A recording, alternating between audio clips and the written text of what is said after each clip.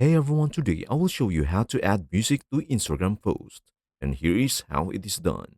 First, open the Instagram app. Then create your story as you normally would. To do this, go to your profile, tap your profile picture, and start a story.